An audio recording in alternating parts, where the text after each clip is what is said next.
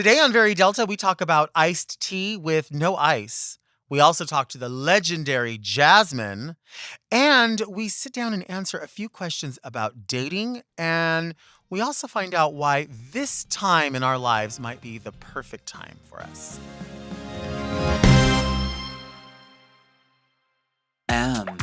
Oh. Mom!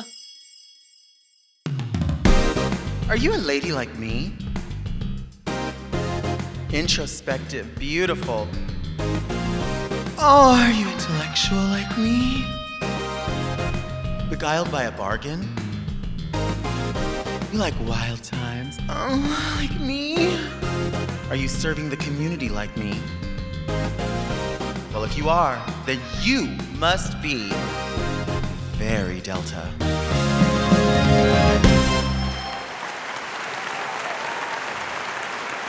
Hi there, I'm Delta Work, and this is Very Delta. This is a podcast where I look gorgeous, I speak extemporaneously, and I invite fascinating people to sit on the couch and tell me stuff.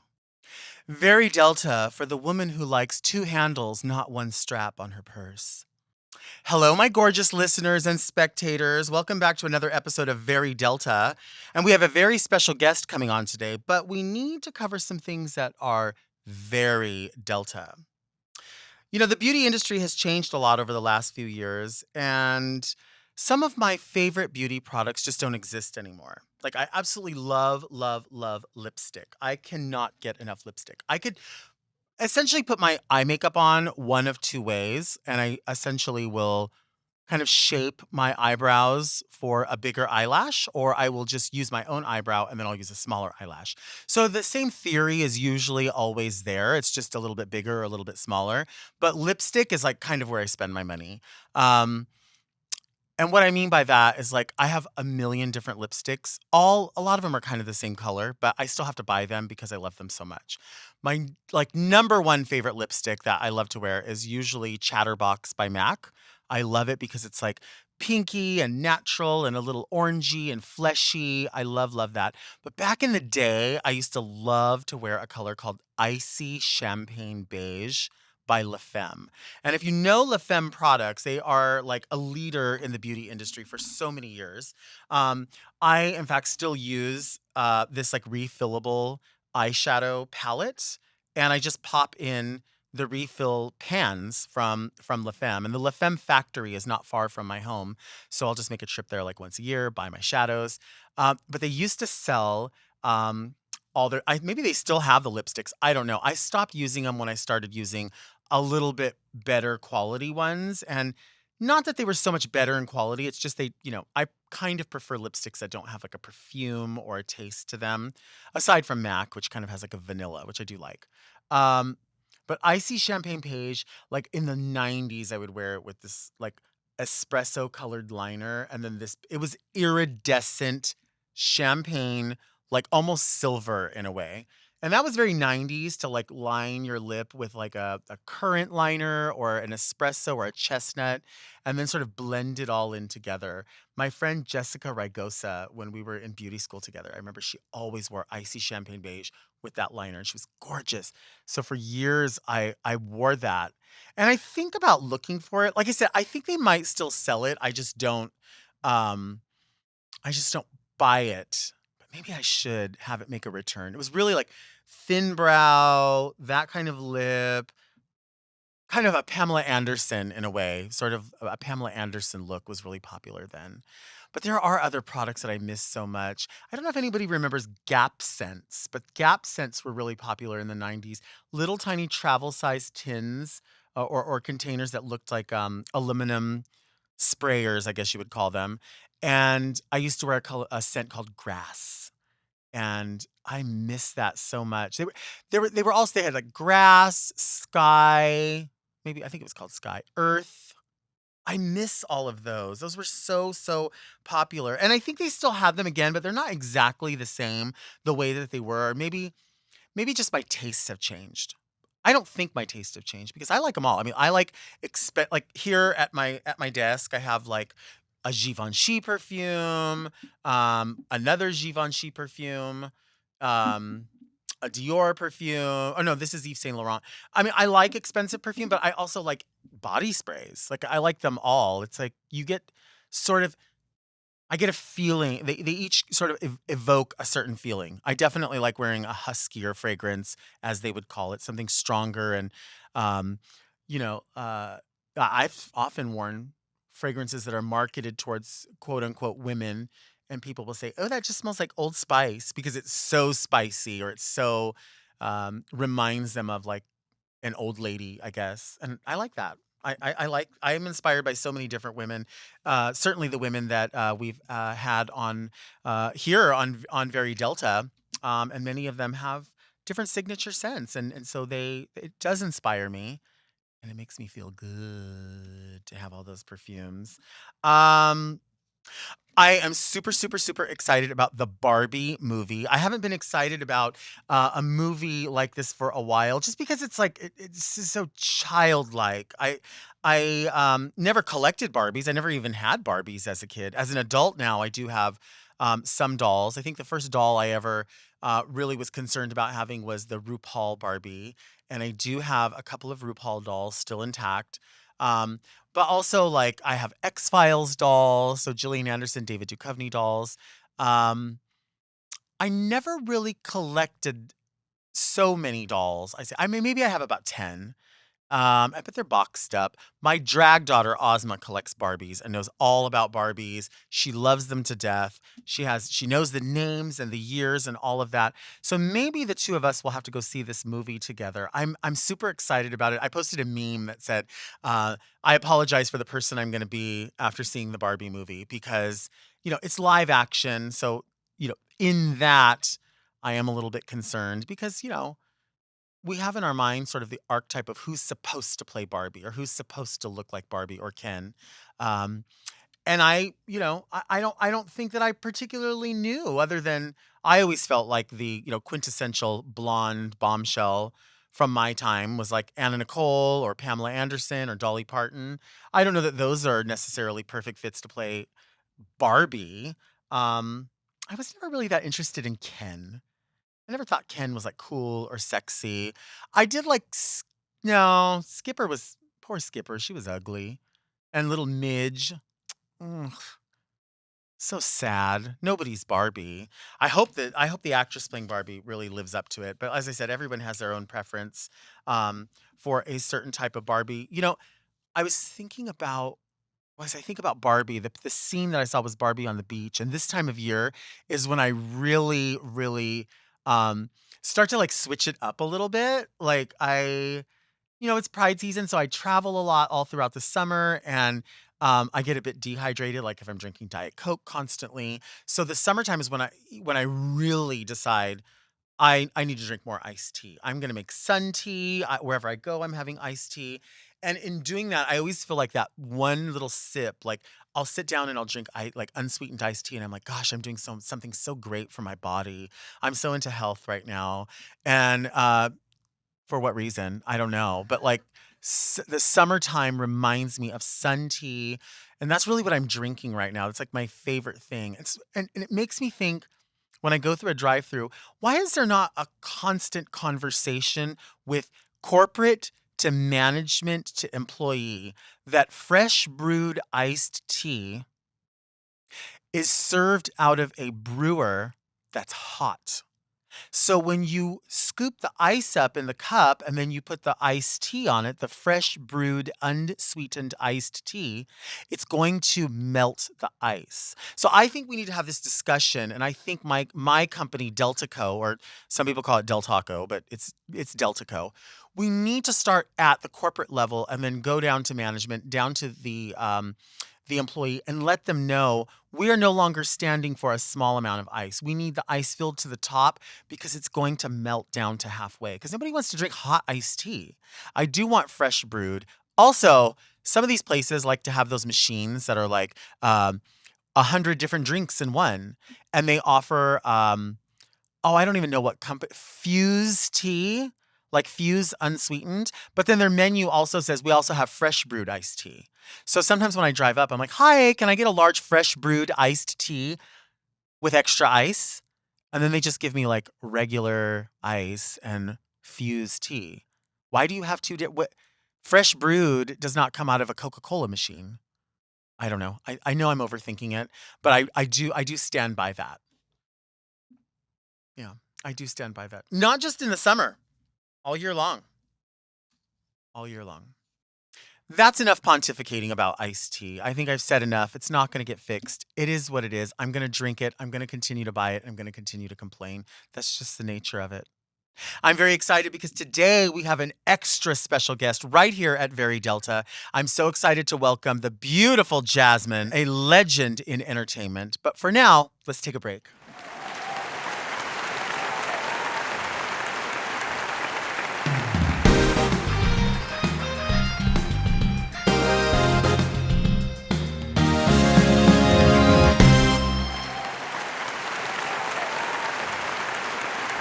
And we're back. Thank you so much for coming back. Today, I have a very extra special guest. You know, when we decided to do this show, I had a wish list of people. This person should have been invited to the audio podcast day one because this is someone who really set the standard for everything that Raja and I talk about weekly. And I'm so excited to bring to the Very Delta show the one and only Jasmine. Oh, wow. Thank you so much for having me. I'm so grateful you're here. I mean, when I say that, I really, really mean it.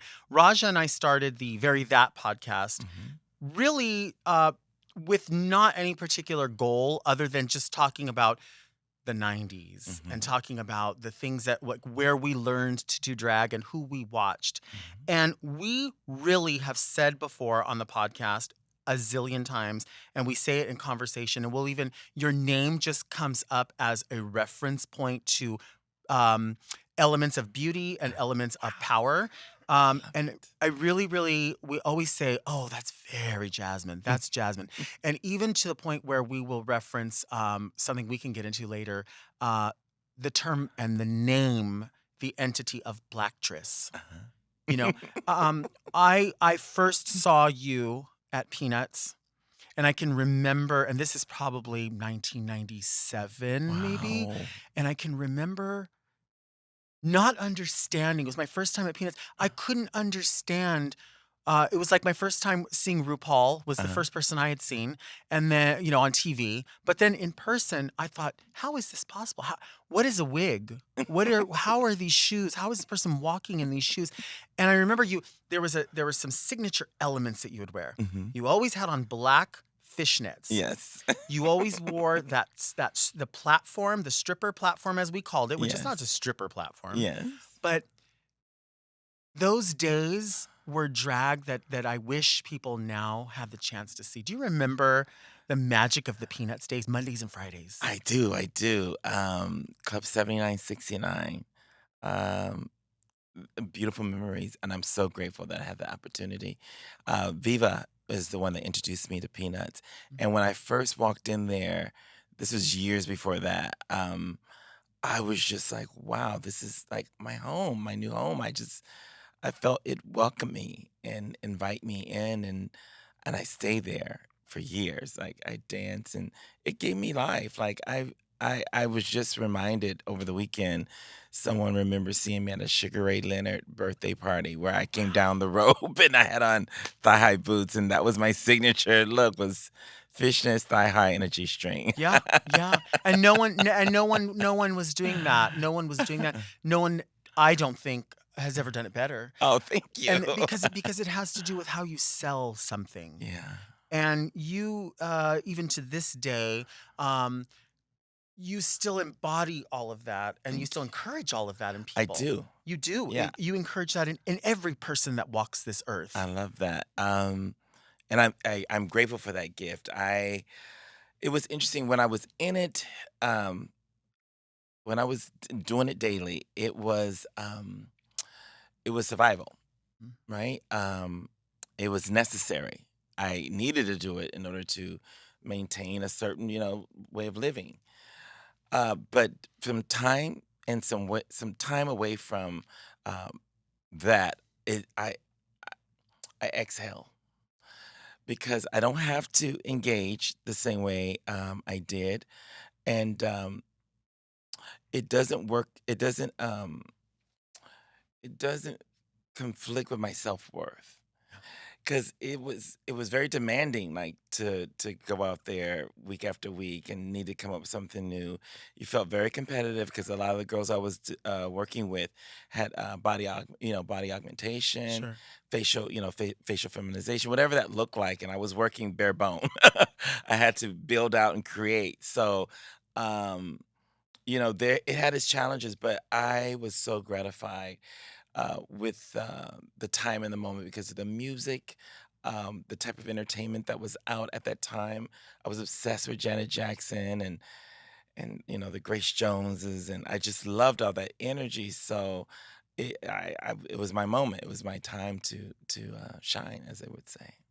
I feel like when you say that about seeing the people that had body augmentation Mhm. and trying to keep up, there's something that Raja and I always talk about, and that is this place. It was a space that you created Mhm. before we were having social media discussions about it, and it Yes. was a place where you can exist Yes. um, between doing drag Hmm. and recognizing your actual femininity. Yes. And it was a discussion that wasn't taking place, as I said, in social media because we didn't have it. Right. Um, but it was a way of your living that set an example to us that we could understand our duality. Yes. We could appreciate it. We didn't have to make an apology for it. Hmm. If we felt like wearing a blouse, as they say, Yes. during the day, then we wore it. Yeah. If we didn't feel like wearing it, we didn't wear it. If we felt like wearing fragrance marketed for a male persona, then we wore Hmm. it. This is something that you've always been on the forefront of, Yeah. and I don't think people quite. And I can't fault them for not understanding because they weren't Hmm. alive when it was happening. Yeah. But we were, and you created that space for us, and you created this archetype of, there's terms that we don't that people are not comfortable with us using, and maybe we should have never used. Which are Well, like when people use the term tranny, See, but yeah, I never had a problem with it's a like, different time yes, a different now. time. Um, I never allow the words to be weaponized No, on me, right? you never did. Because I got called everything. Like you ain't a transsexual or something, but I always embodied all of that, Right. and so it was like no one gets to define who I am. I'm not doing anything that's gonna please somebody else. If it doesn't please me, I'm not doing it. That was Right. my whole thing. So I didn't do a lot of things, and I still haven't done a lot of things, um, and I'm okay with that. I'm completely okay with that, and I love where drag has gone because at the time that I was working, nobody wanted to hire a queen, and they wanted to give you $50, Right. and I was like, and we thought that was heaven. And I was Sure. like, something's got to give. I was like, you got to give me more money, and you got to find the appreciation in the art, and if they couldn't, somebody would. Right. Thank God for Colin Coway. He would always hire me, and he reminded me of who my worth and who I was. Like he made it magical for me. So it was okay for me to come back to the club and still, reign supreme in my own mind, like still perform, still shine in the way I needed to shine because you you can only go, like this for so long. You need some dips in that high and Right. low. Like it needs to come up or be revealed in a different way to you because otherwise it can become stagnant. um it can become you can get lost in the fantasy of the illusion. Yeah. Well, and that's Yeah. something that you always did because you were releasing music, Yeah. producing, releasing music, live performing your own tracks Yeah. before anyone was really doing it in LA as far as drag Yeah. entertainers. You had your own shows that you were producing, like Five the Show. Yes. We're talking about television appearances, Mhm. movie appearances. I mean, people can just go on YouTube and pull this stuff up. I Yeah. mean, it's just simple couple of keystrokes. Yeah. You've been in everything. You've been in everything before anyone had the platform of Drag Race, Yeah, it was a gift. including working with RuPaul, of Yes. course. Yes. I think me and Candace were the first The to very first two to work. entertainers. Yeah. And that was a gift. Like Rue actually found me in Peanuts. Like Yeah. and then, we developed a relationship and he would come to some of the plays I was co-producing or whatever it was, he would show up and support. So I was very grateful for that. But yeah, I was like, I had so much experience though prior to. I worked at La Fall. Of So course. I was able like to work at a level and see a group, people that was just like, these are ultimate movie stars and superstars. The Lana Turners, the Milton Berle, Sammy Davis Jr., Paul Abdul, like everybody. Grace Jones came to see me in the show. So it was like I have that platform to work from, but it was just a different it was a different breed in the nightclubs because um I don't at that time I didn't think they didn't see the necessity of having us there fully. Right. Like they had us there, but they didn't really understand our power and the magic that we brought, and that they were more concerned like how many people are coming through the door, Right, right. and it wasn't really about that at the end of the day. But no one knew that until a show like Drag Race comes on, and now every club, like I was in West Hollywood, has a drag show. And that makes me so happy. I mean, some people say, "Oh, it's overkill," but I'm like, "No, people are employed. People get to entertain. People are enjoying it. That's what it's about."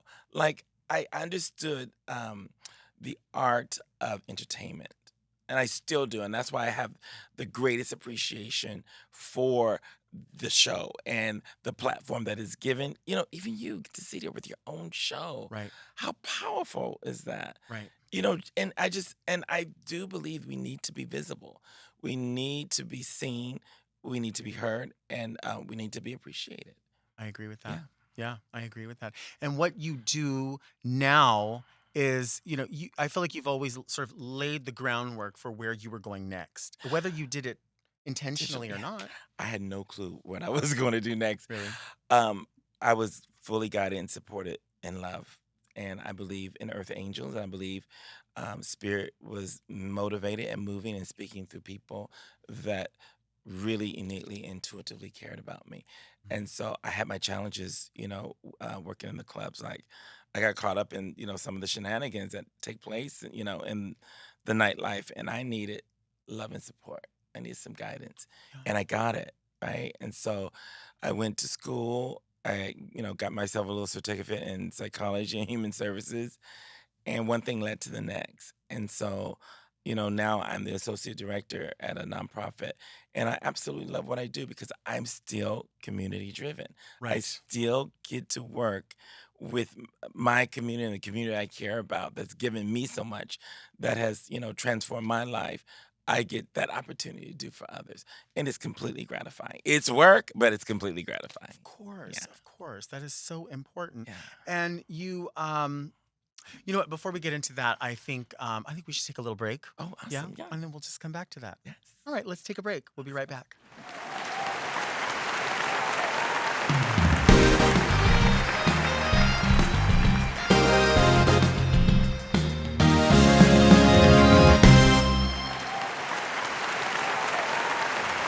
And we are back with our extra special guest, the one and only Jasmine. Thank you. We were talking about, you have always been community driven. You have Mhm. always been concerned about other people. How does that take a play into your music? Because I personally remember you performing Too Tired to Be Oh, Shady. yes. And that was one of my favorite songs because there's a big intro, Yes. and I can remember a line like a bird I gotta fly, Uh-huh. fly, fly, fly, bye, Yeah. bye, bye. Yes. And Love and that. yeah, I love that line. I love that line Yeah. because we are like birds. Yeah. And I write songs that at first I love writing songs. I love writing music that speaks to me. I love listening to music.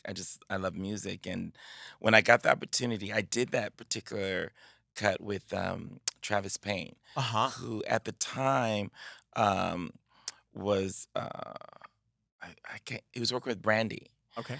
And Michael Jackson, wasn't even doing anything. But for some reason, I kept thinking, you're going to work with Michael Jackson because he danced with Michael Jackson for years. I was like, I think you're going to work with Michael Jackson again. I think he's going to do something. And sure enough, when it was time to do that show he was supposed to do, Uh-huh. Travis was a choreographer. Wow. And so, but Travis has always been doing great work. Like he's worked with everybody, Whitney, Madonna. And the fact that he wanted to work with me and I got to go over his house and we got to play and just like brainstorm, it was magical. And I was, going through my own transition at that time, my own personal life transition, and that song just spoke to me. I was just like, I am so over everybody being shady. Yeah, That's what it was coming to. But I was like, my music to me, I call it dream pop music because that's what the kids call it. So I was like, yeah, it is dreamy because it's dreamy and it's pop. But I like, like that. it's about, I want to be inspiring. Like I'm about, my purpose is peace and joy and fun, right? I Mhm, believe, that I want to always remain curious about being playful.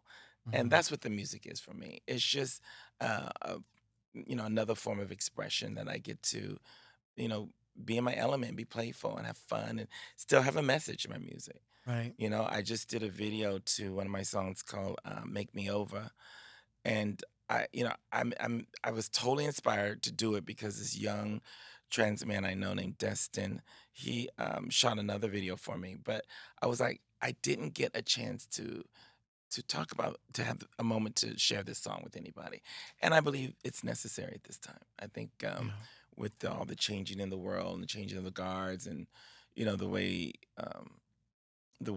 way the world is shifting, like people just need to remember, like they are enough, right, that they are perfect, whole, and complete exactly where they are. Like we don't need to do nothing. Like we don't need to do nothing. We just need to be present in our own bodies, in our own ways of living, and be open and receptive and kind, right, right? And gentle. Like my saying, and this is something that was told to me a long time ago: be gentle with yourself, so you can learn and practice to be gentle with others. wow, Because if you're beating yourself up and you're harming yourself and how are you gonna what is the RuPaul say? How you gonna love somebody if you can't right, love yourself? It's honestly like maybe you don't know what love is, right, right? Maybe as a child you never felt it, and that's okay, right? But now you can practice. You can find ways of caring and loving caring and finding affection for yourself, and you don't necessarily are gonna find it in another person. right, You might only find it in yourself, and that's okay. Because sometimes we're always looking outside ourselves to get what we think we need, but it's never outside ourselves. It's like I was talking to somebody about those wands. You know how every like guild, the Good Witch has a wand. yeah, yeah, yeah, What is his name? Um, Harry Potter has a wand. Everybody has a wand, right? right, Every witch has a wand or somebody. But the truth of the matter is, they're just giving you what you already have. They're not giving you anything outside of yourself. I see. They're just reminding you already had it, like the shoes, or when whatever they're doing, it's already within you. You have to Like find it. it's just got to remember, like, oh, there it is, Huh, my innocence. It's like returning to innocence, that childlike wonder and amazement. right. But it's a practice, right? Because we get caught up in day to day life. Like we're just, about gotta pay bills, but that's an illusion. All that's an illusion because ultimately, that's going to be taken care of. But Right. who are you at the end of the day? And we see that on like social media when people will um, post pictures of things, and even in the idea of taking a picture and cropping it and putting a filter on it, just to sort of, and I do it. I get caught up in doing that too Hmm. because I'm trying to market myself or whatever. Yes. But when you do that, it presents to somebody that whatever was happening there was even better than it was. Hmm. And so then they go, "Oh, it must have been amazing." And you're oftentimes, even if you do have gratitude, there's ones that you're trying to clean up so that everybody thinks every time it was great. Yeah. Sometimes it's not great every time. Yeah. And like you say, it's okay. It's okay. Especially where we are right now. Hmm. Especially where we are right now. We only have each other. Yeah. And it's a frightening time. Yeah. It's been frightening forever. We live in a country that obviously was born of greed and fear. Hmm. The greed of the rich and the fear of those who aren't. Hmm. But I feel like now more than ever, I never thought that this is where we would be. Hmm. But We're in a perfect place, actually, are though. we? Tell me. Actually, we're in a perfect place because this is where we really get to lean in and lean on Okay. and take accountability and responsibility for one another Mm-hmm. and learn how to collaborate and show up and show out. Mm-hmm. Like, I love it all. I think it's so important. Like, there was no social media when we Right. were, Well, there just wasn't for the us. so I mean, I don't know if I'm not that great at it now, but I'm fascinated with it. Oh, it's great. It's I fun. love it.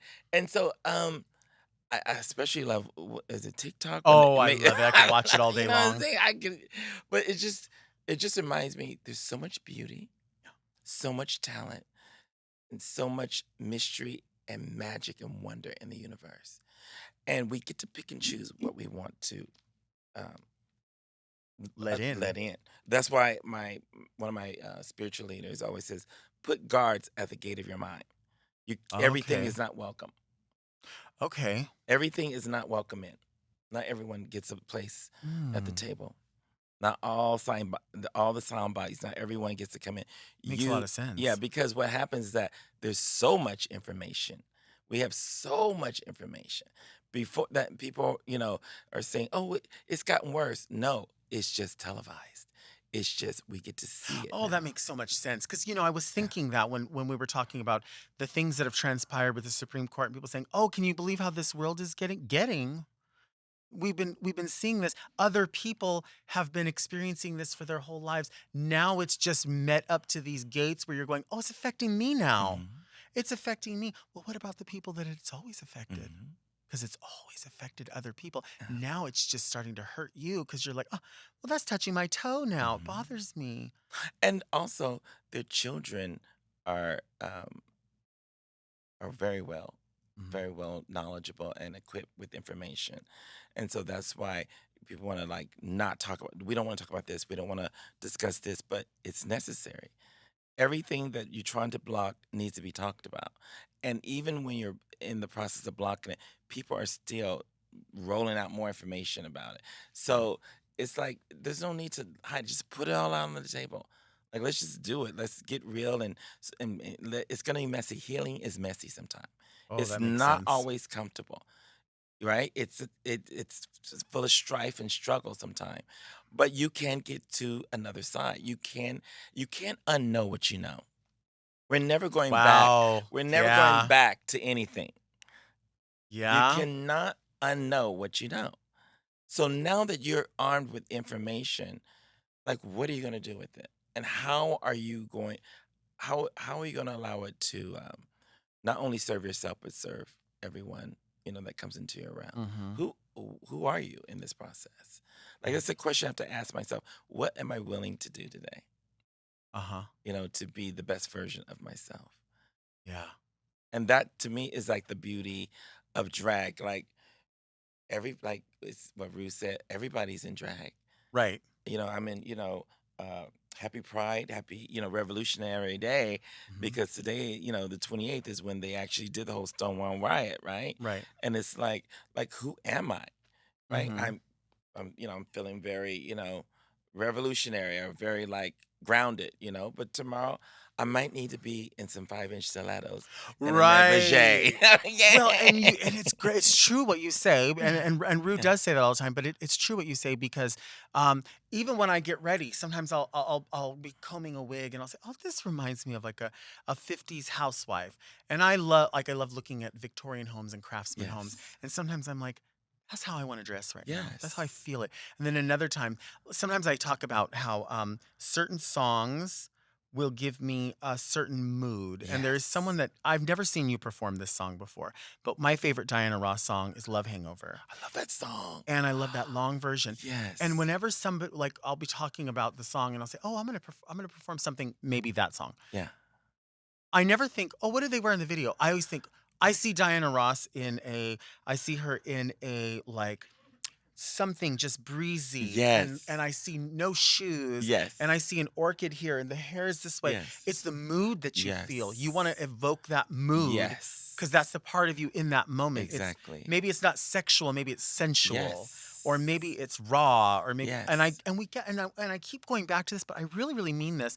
When I was coming up in drag and I was watching you and I would see Jasmine is a celebrity impersonator. Jasmine is also a dancer. Yeah. Jasmine is also a singer. Jasmine is also a comedian. Yeah. Jasmine is also a host. You can be all those things. Yes. And you can find out which ones you excel at Yes. through drag. And you can also be somebody who identifies, whether you identify as trans or you identify as a drag queen, you can do drag Yes. but identify in another way. Exactly. Or you can say, I identify a lot of ways. Yes. And I own and I honor all my identities. all of it. All of them. All of them. And All of it. even yeah, I really am. But it took time for me to really comprehend that. But I was like, wait, you can be and do all of it. Love And it. the clubs are a great way to exercise and Mhm. explore various different aspects of your drag Right. because it's your stage, right? And it's your persona, so you get to bring the new song and the new experience to the audience. Right. Because some of the songs I've never heard, but until I see the drag artist perform it, I'm like, oh my god, I love this song. Right. I It's through your performance. I don't even care about the artist. Right. I only care about this song because the way you present it to me. And it's like your 4 or 5 moments to say, if you're a lip sync artist, Yes. I'm giving you the video the way I see it. Yes. I My interpretation. my interpretation, Yeah. and that's what we used to get to see and going back to when you I want to take a break, but going back to what you said about you would have like the thigh high boots, the certain Yeah. look or whatever. The beauty of the drag, especially at that time, was you were presenting a mood, Yes. and the performance of the lyrics and the facial expressions and the way Yes. that you felt in that moment, that is the artistry. And if Yes. somebody can sell you that in a standard sort of look, Mhm. and even if you tweaked it a little bit, I remember used to do Superwoman. And you would wear some of those things, but you would tweak it just a little bit. And this shirt would open, and it would be Yeah. the Superman there, and it was an effective enough thing where people. It was just a revealing Yeah. that I could talk about. Oh, Let's take a yes. quick break. Okay. Yeah. Okay. We're gonna take a quick break.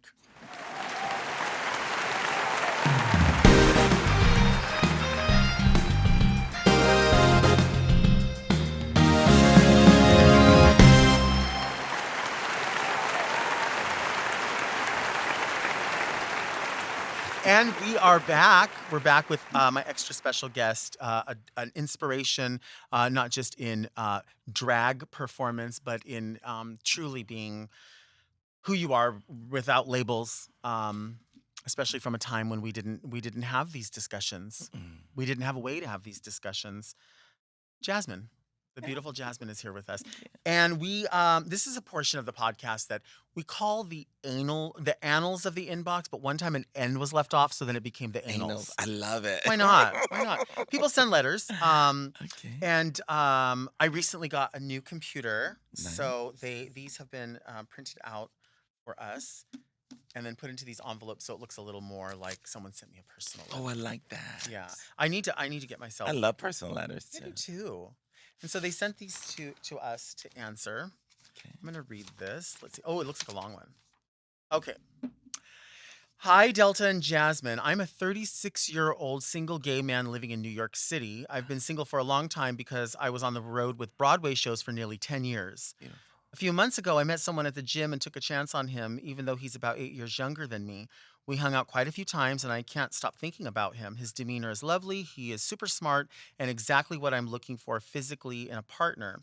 However, he told me a while back that he's not ready for a relationship yet, mostly because he's still working on himself and recognizes that he was not good to his last boyfriend, so he Mm. wants to fix these things about himself first. Mm. We've stopped hanging out, my choice, as I don't want to get my heart broken, but I can't stop thinking about him. We still talk from time to time, but I'm not sure if I should hang on for a while or just try to move on. I feel like I'd fall for him if we dated, but I'm not sure if I can take the chance and have him not be ready for a relationship, or if I should just leave the whole thing alone and let the infatuation eventually fade. Thank you for any advice. Oh, I That's love tough. that. Actually, it's not. The Is that reality of it is he needs to keep dating. uh-huh. The person specifically said they're emotionally not stable or ready to be in a relationship. But he can still hold on. I mean, he can still, you know, have conversation and coffee. And I mean, sometimes I feel like people overthink things. Like we all overthink, like, okay, it's either all or nothing, but it's Okay. really not all or nothing. I mean, nobody does that, right? Like, Right. you got to give people a chance to inhale, exhale, right? I think he needs to continue dating other people. So, to exercise that muscle. You don't have to sleep with everyone you're dating. So it could be a coffee date. It could be a date to the movie.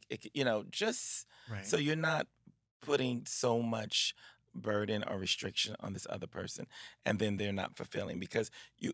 I don't know why people think they're gonna be different with you than they were with the last person. Right. If they have not done their work on themselves, you're getting the same version. You're Right. not getting anything different. So Right. it's just a matter of time before they do whatever they did to their last person to you. And if you know too much about the last person, that's not a good thing either. Because Hmm. this is a new relationship. I'm not that person. Right. Right. But if they're telling you I'm not ready, hey, listen to what they're saying. They're not Yeah. ready. Yeah. I think too, sometimes people, um, they look at landmark birthdays or years and they go, by this time I should Oh have yeah. this done. You're right. And this person said, it's, 36. yeah, Yeah. I should be well, and I'm not saying that they said that, but I Mm-hmm. know people do operate by that calendar Mm-hmm. that I'm not going to be happy if this isn't done by this time. And we can't do that. Yeah. Where is the element of surprise? Right. Where is where's the hope? Right? Like Hmm. even in the relationship, um, it takes on different forms, right? Yeah. And sometimes you have to rekindle that, right? But what he kept saying is that he told me he's not ready. He was no good in his last relationship. Like he's giving you all the signs, Right. right? Right. So it's like, okay, what is it that I really want from this person? Yeah. Is it just a physical thing? Because if it's just sex, then let it be sex, Uh-huh. right? But if you're desiring more, you have to, have that conversation. But if they tell you you're not ready for that, then you got to be okay with that. Yeah, because just as you said, I mean, you laid out all the reasons Yeah. why they don't want to do this. It's like when people say, "I can't believe Donald Trump did this and this and this when he was president." Yeah. He gave you every reason to not vote for Yeah. him, didn't he? He told you, "This is what I'm doing right now at the rallies. Yes. Why are you going to vote for me?" I Okay. mean, come on I'm not now. changing. I'm not going to. Okay, so we have another letter. Okay. But I do wish him well, and I hope that he pursues, Yeah. him and others. Well, and as you said too, I mean, relationships, and also like just in life in general. When you were talking about the things that happen in the nightclub life and what we get caught up in at Yeah. different ages, and then what we realize, oh, that wasn't really feeding me the way it Hmm. needed to. Our life is never this way. No. She goes this way, and then we Yeah. stop and we come back. We might go back over there, but maybe we're over here, and maybe we find, Yes. and the relationships that way too. It Yes. ebbs and flows, and then it becomes something. And as you said, you don't have to have sex with every single person that you date. No. You can go have coffee. Yeah. Yeah. This letter's from Anastasia Zalana. What a That's beautiful a stunning name. name. Dear Delta and Jasmine, how do we explain the lack of a bigger drag queen winner on 20 plus seasons of American RuPaul's Drag Race? Is the show inherently fat phobic? Whoa. As a bigger doll myself, I'm so sick of not knowing what word to use when referring to myself when referring to me being fat. I am fat. Call me fat. I am big. I don't care as long as it's an actual word for fat. As An American Airlines hostess referred to me as strong. I love it. And my mother-in-law said, I am jealous. It's always a well-intentioned attempt to politely avoid saying I'm obese, but it kind of bothers me. Should I correct them? Am I being a Karen? Thank you always, my divas. I mean, I will say that the show, I think if we look for the show to have a winner that's a certain type, then we are saying that we are don't care about the talent. Right. We're only looking for a certain type. Um, you know, it's a piece of entertainment as Mhm. much as it is. Yes, it definitely provides a platform. I will say there are people that of size that have made it to the point where they could possibly win. But it's a cat's game. You never Yeah. know. The show is definitely I don't think is graded on I don't think it's graded on like you get 5 points, you get 4 points. Right. It is a bit graded on a curve Uh-huh. because as much as it's the best America's Next Drag Superstar, it's also the best of the 12 people that are here. Yeah. So there are other people out there that are not on the show that are amazing at what they do Yes. and may never be on that platform. Yes. I don't know. I personally have no problem with someone using different terms if they want to call me fat or big. I think it's in your intention. Yes. And I don't think that most people are looking to be insulting when they refer to someone's size. Um, And I think you can kind of tell when someone's trying to be insulting. And if they're Yes. using those terms as the only way to attack you, they know they have no argument. Yes. Because that argument doesn't exist. Yes. Telling somebody, "Oh, you're so fat," or "You're so," I hear even for skinny people, I've seen very thin girls sort of be marginalized a bit because people will say, "Oh, you need to eat a cheeseburger. Look at you're just a Yes. bag of bones," and they're perfectly healthy. They just Yes. happen to be very thin. Yes. I mean, It's there's so many Miss Latrice Royale, yeah, stars, bona fide stars. Like nothing is getting in the way of right, nothing is going to stop a star. Like right. it's just Liz. I just watched Lizzo perform Oh, at BET. yeah, Nothing is preventing her shine. nothing, Nothing is going nothing. to block your shine. So my point to her is like, don't let nothing block your shine, No.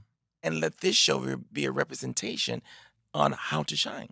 Right. And if you say Anastasia was saying in the letter, I don't mind if people call me fat. Then that's fine because it is in fact a word that just describes something. Yes.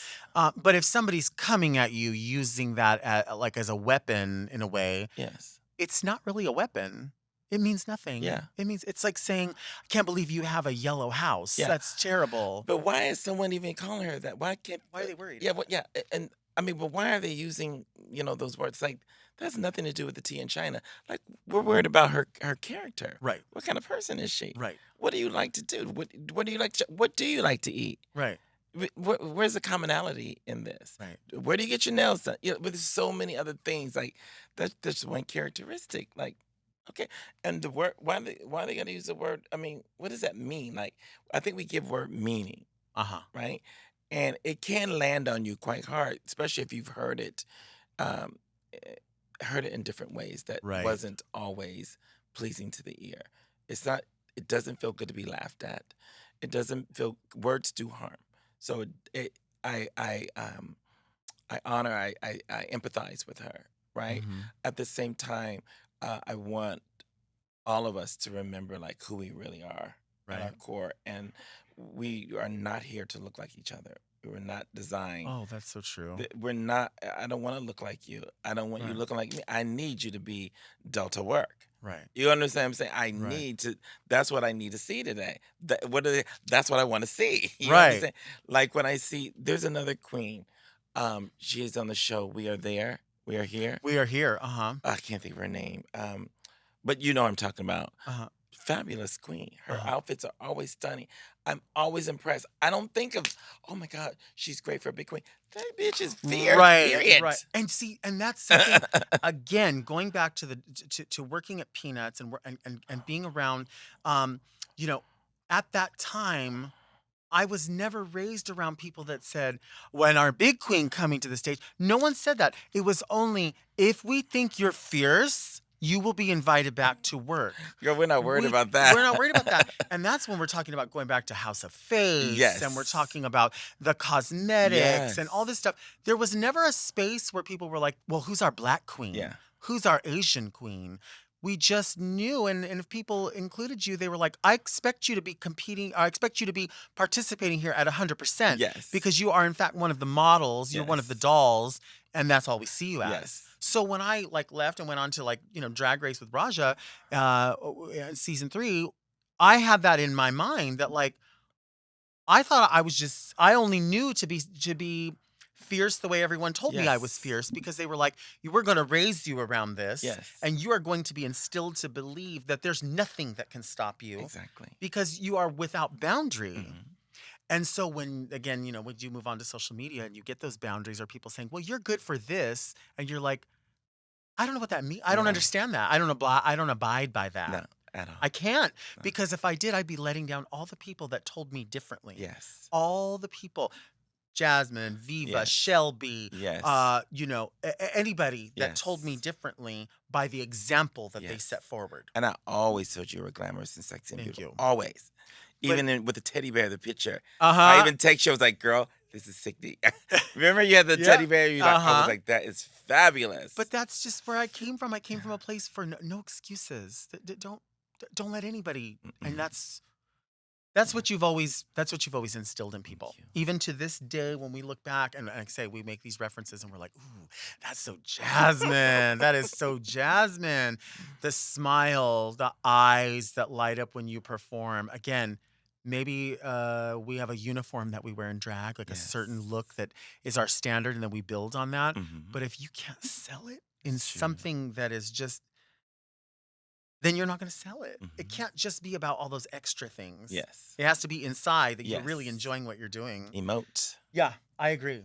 Thank you for being here. Thank you for having me. This is you were my dream guest. Literally, an honor. also dream girl. If you did not know, you were literally in the Dream Girls movie. Yes. Yeah. So this is fierce. So thank you for answering those letters with me. If anybody else wants to write a letter for us to read on the show, send an email to readmedelta@gmail. Like, read me Delta. I'm not going to read you. We're going to read the letter. Well, maybe. Well, maybe. I mean. So thank you again for being a guest on the show today. And also, people can follow you on Instagram. Yes. What's your at Jazzmun and Delta on Uh-huh. Instagram. I'm on Facebook too, Jazzmun and Delta Creighton on Facebook. I think I'm on Twitter. Yeah. You think you're on Twitter? Yeah, I think I'm on Twitter. My friend David does all the social media. But Yeah. Yeah, I'm on Twitter too. It's hard to manage all of them. Yeah. Yeah. Are you on TikTok? I want to be. I'm gonna do something. They're fun. They are fun to do. Yes. They are fun to do. Yeah. I'm gonna do a TikTok. Yeah. Yeah. You have to. You have to. Thank you so much for listening to Very Delta, and also a special hello to everyone watching the show on the Mom Podcasts YouTube page. Very Delta comes out every Monday right here on the Very That podcast feed and on YouTube. If you're new here, I would love for you to subscribe to make sure that you do not miss any of these episodes.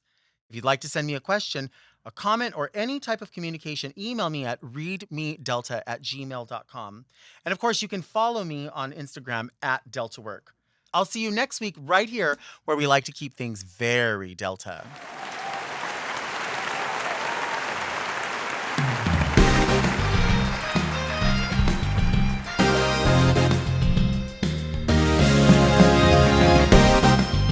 To listen to Very Delta one day early and ad-free, sign up for Mom Plus at mompodcasts.plus.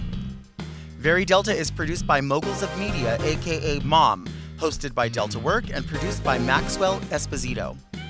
Engineered by Margot Padilla, and editing and sound design by Will Pitts. Executive produced by Willem Belli, Alaska Thunderfuck, Big Dipper, and Joe Cilio.